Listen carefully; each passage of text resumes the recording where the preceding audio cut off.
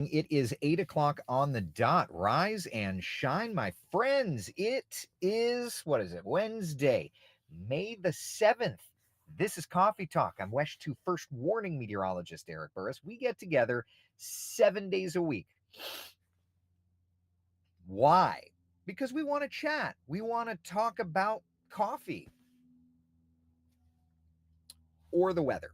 It might be the weather that we want to talk about. All right, let's look outside live. Stunning start to the day as we peek out over New Smyrna Beach. How pretty is this morning, my friends? What are you doing today? Hopefully, you're going to do something outside before the rains arrive. Man, I love that. Here's a look over to Port Canaveral. I spy with my little eye one of the Disney cruise ships. You know it's a pretty morning. Hey, is that the Canaveral? Wait a minute. Right on schedule. Is it? Is it the Canaveral Princess? You know it's a good day when we get the Canaveral Princess on our tower cam. If you if it's one of those like things, I feel like every time we pop on Coffee Talk, if I use this tower cam over at Rusty's at the port, um, that we end up seeing it. It's so pretty. Don't you just kind of wish you were on that little boat going out? What I don't even know what the Canaveral. I guess I could like Google what the Canaveral Princess does, but I kind of wish I was on the Canaveral Princess going somewhere offshore. Oh well. All right, let's head inland, see what's doing. This is the Orlando International Airport Tower Cam. Loading. There it is. All right, it's a little hazy. Not too bad. Not too bad. All right, so it's a pretty morning. Let's talk about things. First warning, live Doppler radar, clean sweep, temperatures out the door. 70s for just about all of us. Forecast for today, again, including showers and thunder showers. Look at that. 87, 1 o'clock, 90 degrees. 90 degrees. That's not bad. And then you see that rain coverage rising. Now, today we're not calling it impact weather because while we do have thunderstorms in the forecast, we're looking at the threat for stronger storms tomorrow, not today. So that's why we're not calling today impact weather. When we look at the next couple of days, there's going to be an opportunity for storms each day, but notice tomorrow that coverage increases and the threat increases. So we're calling tomorrow afternoon impact weather because the threat for strong to severe storms is there. So let's just dial in the threat for severe weather. All right. Today, not there. Tomorrow, there. Even Friday probably will end up being impact weather, frankly, because we're under a level. Basically, the atmosphere is such that today we'll get showers and storms. Maybe one will get feisty. I think tomorrow and Friday, the atmosphere is more supportive for strong to severe storms. So the tool that we're going to use to zero in on that is going to be our Futurecast model. So let's look together. And I'll bring it full screen for you just to kind of get an idea of where we're at. Okay, so this morning, it's gorgeous. It's going to be beautiful. Clearly, it's beautiful right now. But notice by about 1, 2 o'clock, look at that. Bada bing, as Manolfi would say, bada boom. 2 o'clock, sea breeze. This is our Central Florida rain machine. This is that summer pattern. Now, does it mean that the rainy season has begun? If we don't get any more cold fronts, theoretically, we could have called the rainy season to begin. It's too early to tell. We'll look at some of the some of the longer range modeling has shown like a weak front coming through down the line. So, of course, we'll have to look at that. But we're not there just yet, per se. Okay, so 3 o'clock, widespread showers beginning to develop. Okay. All right. And I've got you all covered as well. And I see your comments and we'll get to all of them as best I can. And just running through here. Jay says flying Atlanta, Fort Lauderdale, Atlanta, MCO. Any chance you could hold off the storms until I get home from work today? Depends if you're flying already or not. I mean, those are fairly short turns, but like when are we getting back to MCO today? That's a good question. Right? That's going to be the deciding factor. Nikki says, looks like I may be driving the rain to take kiddo from Windermere to acting coach. Yeah, there's going to be some rain. 3 o'clock does look pretty good. I mean, we need the rain. We desperately need the rain. So any opportunity to continue through this rainy season type setup, I'm going to be all about.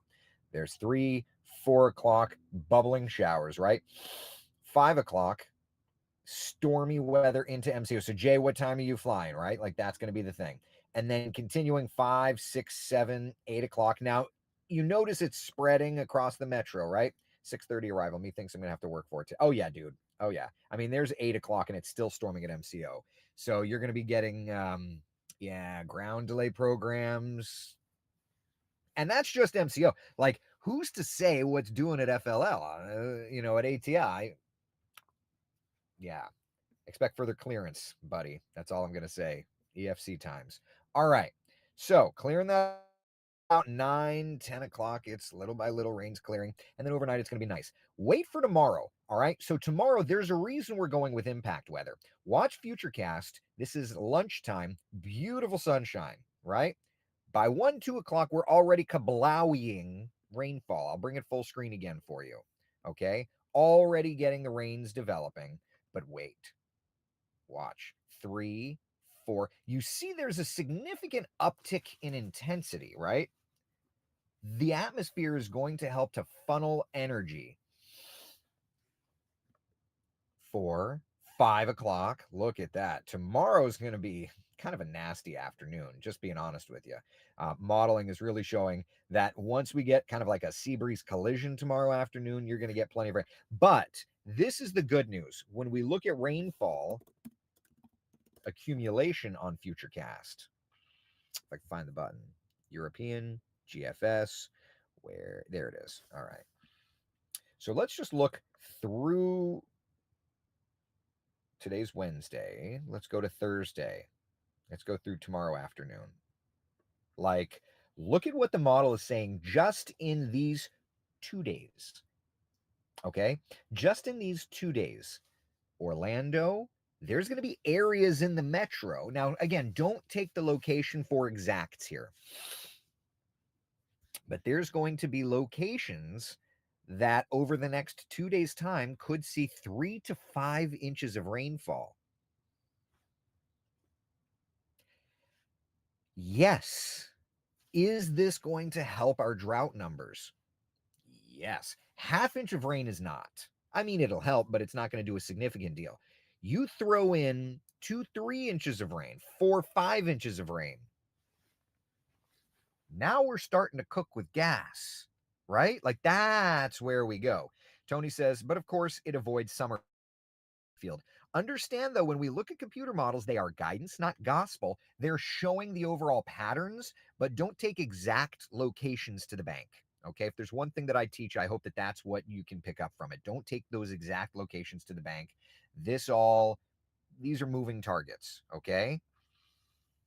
Frankie says, not here. No, the West Coast definitely is this is going to feature more of a, we have a light enough breeze that this is going to feature those inland storm collisions. So the metro area, the I-4 corridor area, that's where we're going to be talking about it. Shell over on YouTube says, we desperately need that rain here in the Ocala forest. Just lost over 100 acres to a fire over the weekend.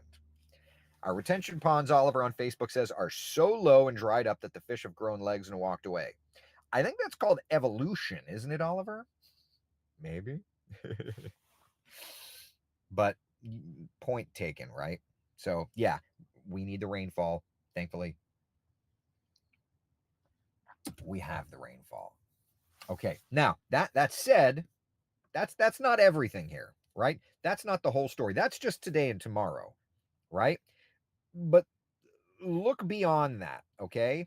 Look at the forecast for us into this weekend. Storm system out in the Gulf develops. Before we go into this in depth, I want to point out it's attached to a cold front, so it probably isn't, if it detaches, then we could be talking tropical stuff. With it being attached, obviously you're not looking at tropical stuff. 1, 2, there's more moisture. Okay, so with it being attached to a cold front, Chris says, Eric, you need a Starlink Mini in your car. Is there something wrong with my signal? I don't think that are we having an issue with my signal, Chris? Or are you just saying that? I don't think I'm having a signal issue. Doesn't seem like it. Um, anyway, So attached to a cold front would mean that the rainy season has not yet begun, right? Once these cold fronts stop arriving, then you're talking rainy season. So that's number one. Number two, it's thrusting more moisture in our area. So there's that. And number three, this area of low pressure out in the Gulf is attached to our cycling long range pattern. I've mentioned this before, but if we go to, I'm going to do it, wesh.com/hurricanes. And I had a couple of dropped frames earlier. Shoot, that's no big deal. I'm doing it for my car. At the end of the day, if I'm dropping a couple of frames and I'm doing it for my car, that's still pretty great. All right, 2025 hurricane season forecast. I'm clicking it. I'm going to bring this forward. Control copy. Hold on a second. Do this. New browser. And we're just going to call you Scrape. And I'm going to put that there. Control V. What's the resolution? 1920 by 1080. Okay. Stand by. Perfect. Okay. So this is my long range hurricane forecast. Of course. Why do we have a black background? Hold on a second. I'm just going to clear that. Hit OK. Perfect. Okay. So this is my long range forecast. We just funded your first deal, and that's super exciting. Looks like the house was in Augusta. We funded $225,000. It looks like you made almost 59 grand, 58 and a half grand or so. Is that right? A little less because we had to make an adjustment at closing, but it was 54,780. It's my first true wholesale deal, and definitely my first deal with your funds. So this is like the first time I did more of a true wholesale. How'd it feel? A lot better than taking ownership and hoping. How's that going to impact you? That next big paycheck? Well, it definitely makes probably the biggest thing is it makes me more confident, right? I've gone through some smaller. I've never done like the $50,000 level, and what I've done is I've done like a fix and flip every couple of years, and because I've never felt like I can do wholesaling full time, so I still. Sorry, I just realized that there was audio playing from my clip. Got it. Ad is running on the page. Fixed it. All I was saying is this part of the pattern. Fixed it. Sorry, my bad. I don't have the audio. This is how I can't hear that, Frank. No, I need to fix that. I just added the source scrape. I need to change to monitor and output. All right, now we're good. Now we're good. I got it. That's my fault. That's my fault, people. I did not set it to monitor. I only had it set to play out to you guys. I'm just pointing out this part of the pattern, May 10th through the 15th. I put this out in February. May 10th through the 15th, we track something along the northern Gulf Coast, and there was indicated a secondary part of that energy down in South Florida. So here is May 10th.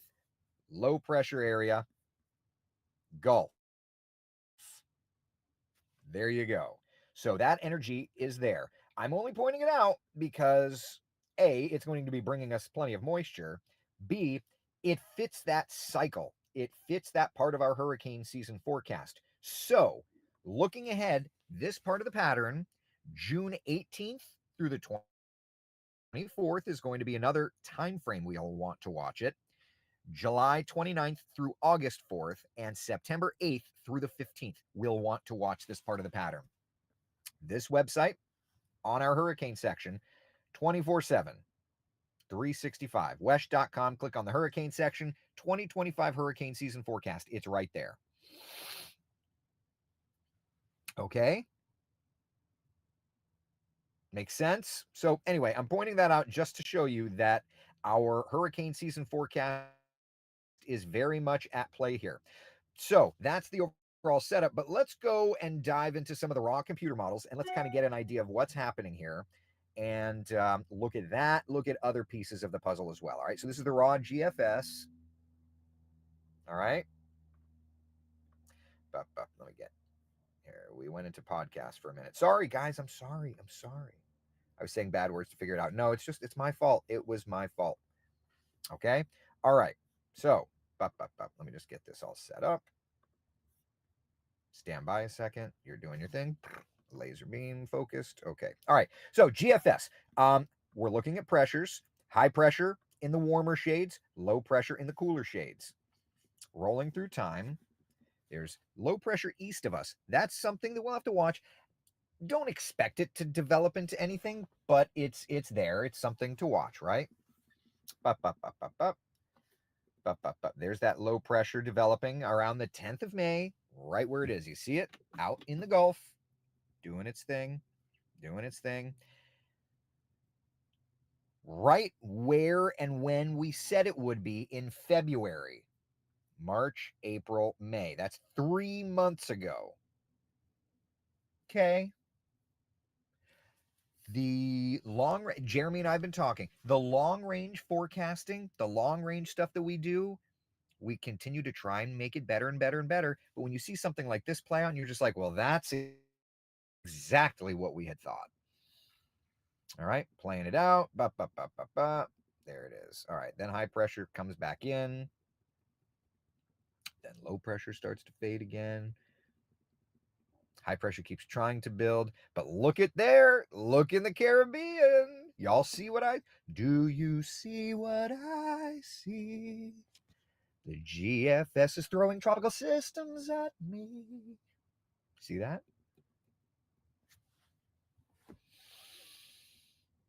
Now, I've already seen some hype on social media about this. So, let's discuss. Should you be freaking out about the fake-a-cane? No. I would say the GFS just loves to do this. Could it happen? Sure, it could happen. I am surprised. Every year, I feel like I'm surprised when certain people mention stuff. And maybe that's what I do today is I work on a short video to discuss this. One of those reels, because I don't like when people hype. I'll post data all day long, but perspective with data is everything. If you don't have the perspective, you just look and sound like a fool. And in my profession, the longer I live, the more I recognize there are a lot of hypey fool people. So anyway, GFS continuing to show a fake cane, a little Kaglo trying to develop. Let's switch over to the European. Okay, let's go back and let's fully analyze. Let's hype a 987 range. All right, there's something east of us to watch. There's that area of low pressure trying. The Euro is definitely going sloppier with it in the Gulf, but it's showing an area of low pressure. So to me, it's something to watch. It fits my part of the pattern that I expected it to. So that is another indicator to me, right around Mississippi, Alabama, Florida Panhandle. You see where that little light blue shade is? When that recycles around, that's the area we highlighted, and that's the area that we're going to have to watch this part of the pattern.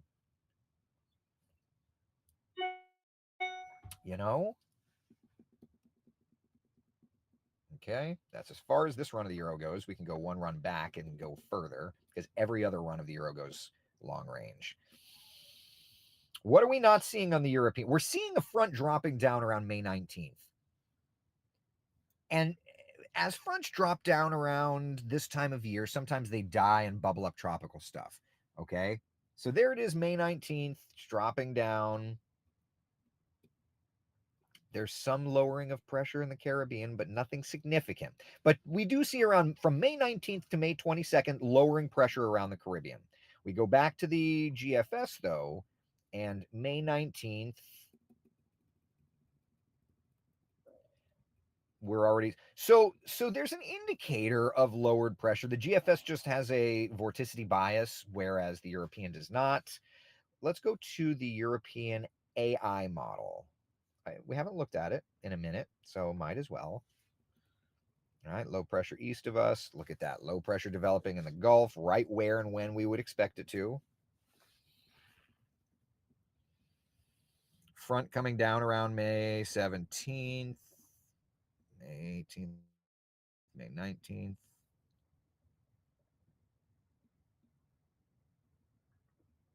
Yeah.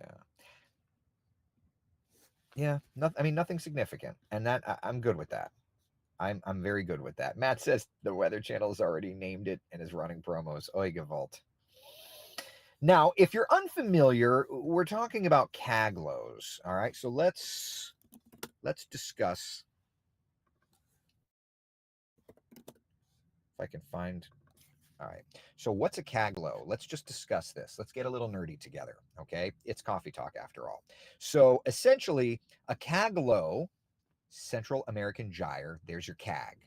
Okay, a Kaglo or a Central American gyre. Essentially, as the land heats up over Central America, it rises, and with the kind of trade winds that we get, you end up getting spin.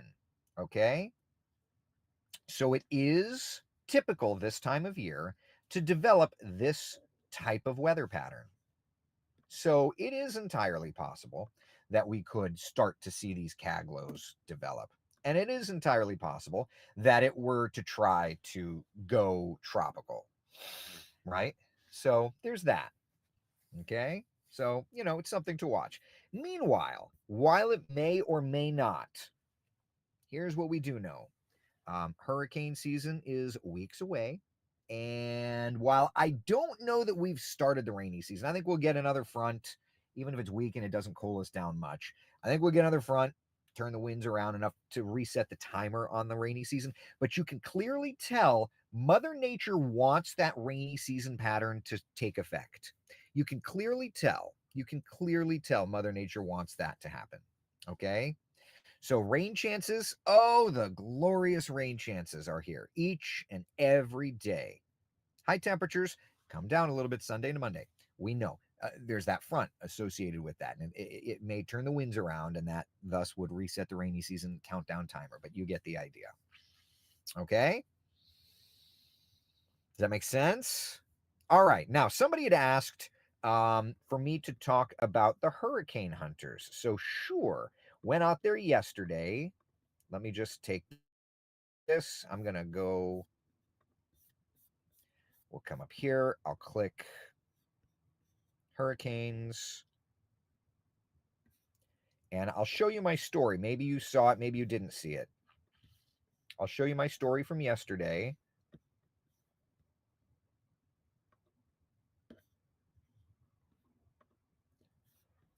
This is my story from yesterday. Hold on. We're going to skip the ad because we're all the same here. None of us want to hear the ad. All right, I'm going to click full screen. Okay. All right. Let me set the size so that Michelle doesn't look terrifying. Michelle has never looked terrifying in her life, except when I do that to her. All right, hold on. We're going to do that. We're going to do that. Okay. Nobody said Coffee Talk was professional. All right. All right. So this is my story from yesterday. Let's take a listen and we can chat afterward. Okay. All right. Give me a few seconds. It's way easier to do this in my house. It's not as easy to do in the car. So bear with. It is National Preparedness Week, and it's a good reminder that the official start of hurricane season is about 3 weeks away. And today, we're getting a closer look at the team of scientists who fly into the storms. First Warning meteorologist Eric Burris shows us the hurricane hunters.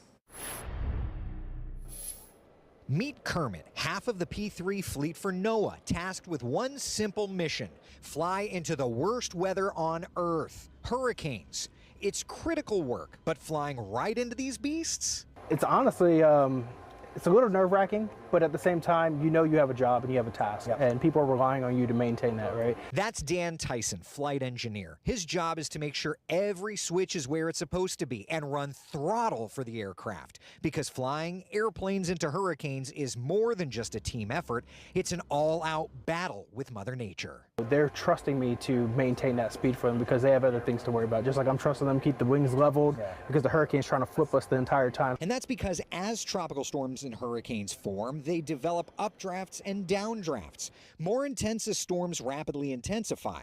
These brave crews navigate right through it. They fly in, drop weather sensors, take radar from inside, and feed this data back to the National Hurricane Center and our team of meteorologists at WESH 2.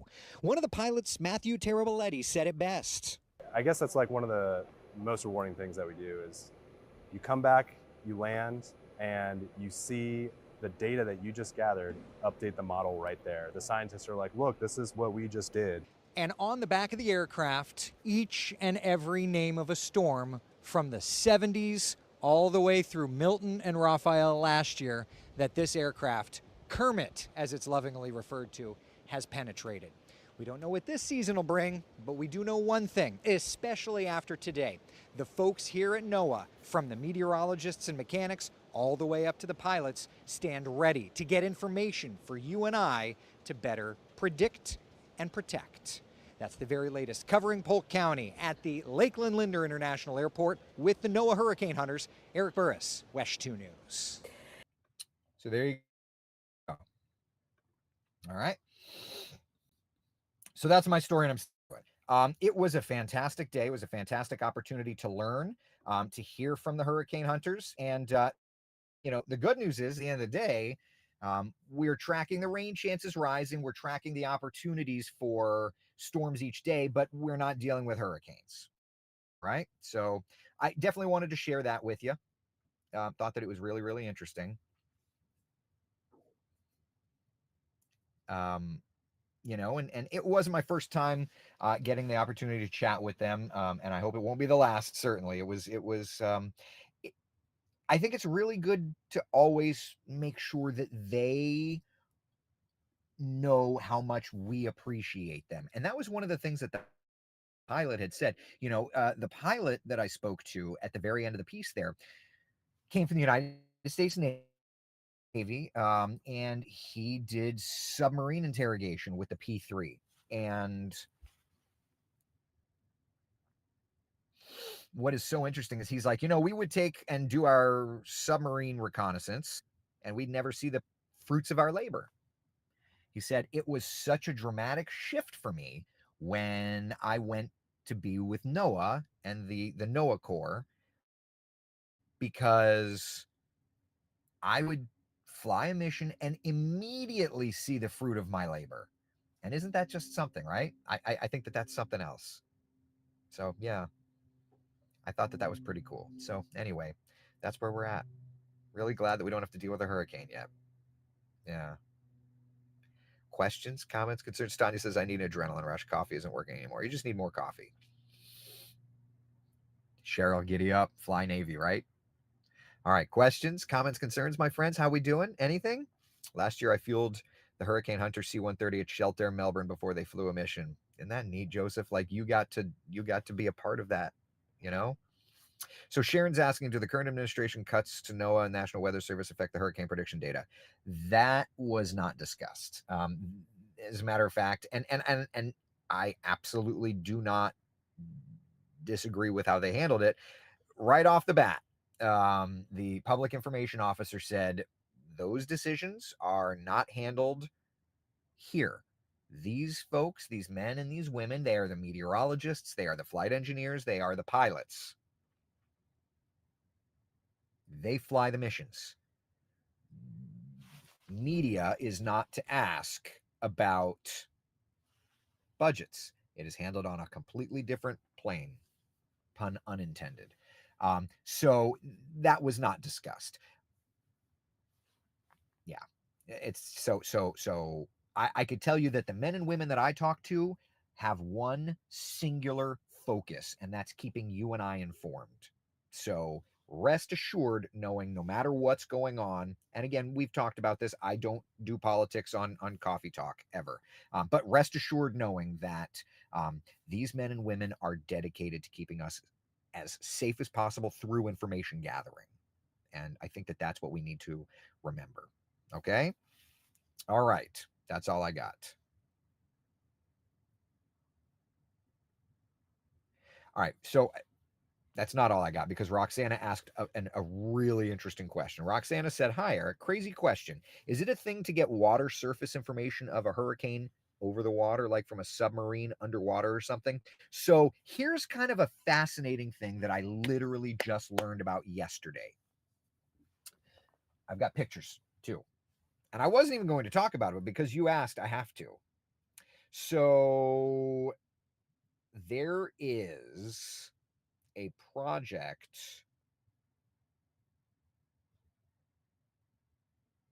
called the Underwater Glider Project. Okay. This is the underwater glide. This is kind of I took this picture, but the underwater glider is literally it's like a drone.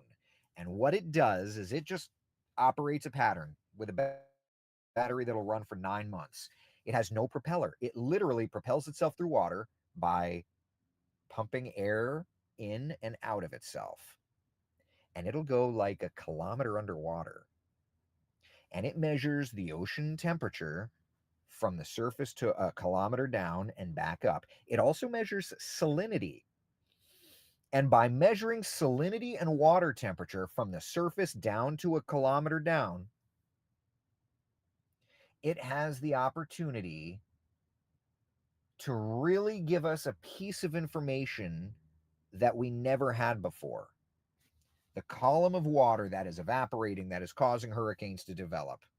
That is something that I had known this much about, but spoke to one of the folks that talks about it yesterday and learned a lot. There are about 100 of these underwater gliders that work through.